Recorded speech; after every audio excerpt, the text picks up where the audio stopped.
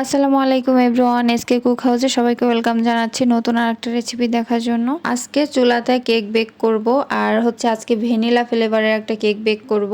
আজকে আমি 2টা ডিমের কেক তৈরি করব, আর সেজন্য সবার প্রথমে আমি একদম নর্মাল তাপমাত্রায় রাখা 2টা ডিম নিয়ে নিয়েছি। কুসুমগুলোকে আলাদা করে নিয়েছি এবং সাদা অংশটাকে আমি বিট করে নিচ্ছি।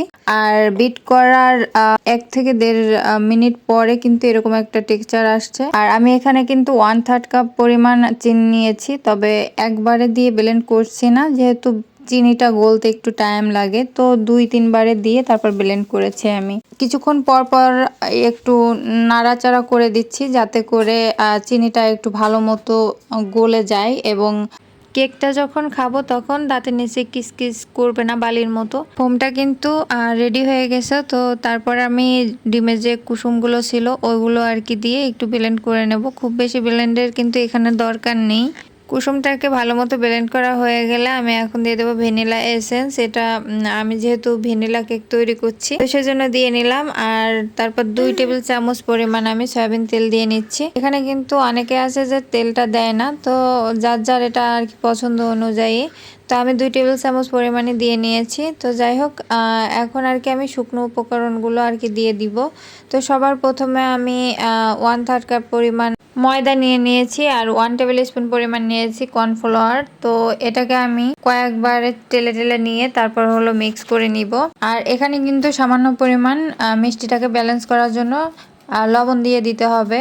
তো লবণ দেওয়াটা আমার স্কিপ হয়ে গিয়েছে, তো সেজন্য আর দিতে পারিনি। বেকিং পাউডার দিয়ে দিয়েছি 1 চা চামচ মতো। তো তারপর সবগুলো উপকরণ ভালোভাবে দিয়ে আমি মিক্স করে নিচ্ছি।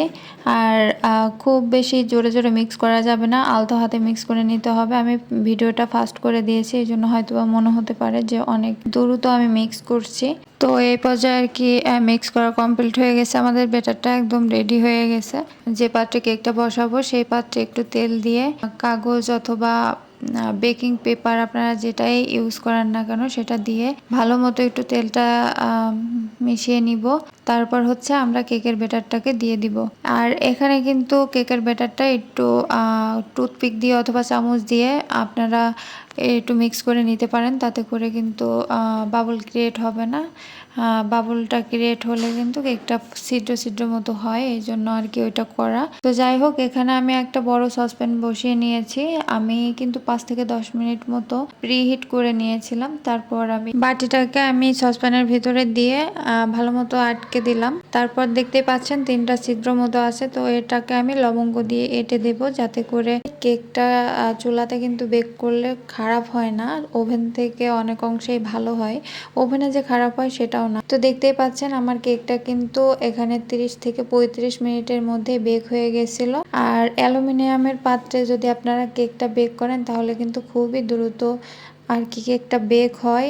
আর মোল্ড আউট করে নিয়ে আমি একটু কাট করে নিচ্ছি বাসায় খাওয়ার জন্য, যেহেতু কেকটা তৈরি করা হয়েছে। তো হালকা একটু ক্রিম দিয়ে আমি ক্রাম কোটিং করে নিব। তো সেজন্য আর কি একটু কাট করে নিলাম। আর দেখতেই পাচ্ছেন যে কেকটা কতটা সফট হয়েছে, স্পঞ্জি হয়েছে। আপনারা কিন্তু চুলাতে ইজিলি কেক তৈরি করতে পারবেন। এতে আপনাদের শুধু দরকার হবে বড় একটা হাঁড়ি। তো বড় একটা হাঁড়ি থাকলে আর কেক তৈরি করার একটা পাত্র থাকলেই কিন্তু এনাফ, আর কোনো কিছুই লাগবে না। আপনাদেরকে লাস্টে দেখিয়ে দিচ্ছি যে কতটা কেক সফট হয়েছে। তো যাই হোক, আজকের ভিডিওটা কেমন লাগলো অবশ্যই কিন্তু কমেন্ট করে জানাতে ভুলবেন না। আর আপনারা ট্রাই করলে অবশ্যই কিন্তু কমেন্ট সেকশনে কমেন্ট করে জানাতে পারেন এবং আমার পেজটাকে ফলো করে দিবেন। সবাই খুব ভালো থাকবেন। আল্লাহ হাফেজ।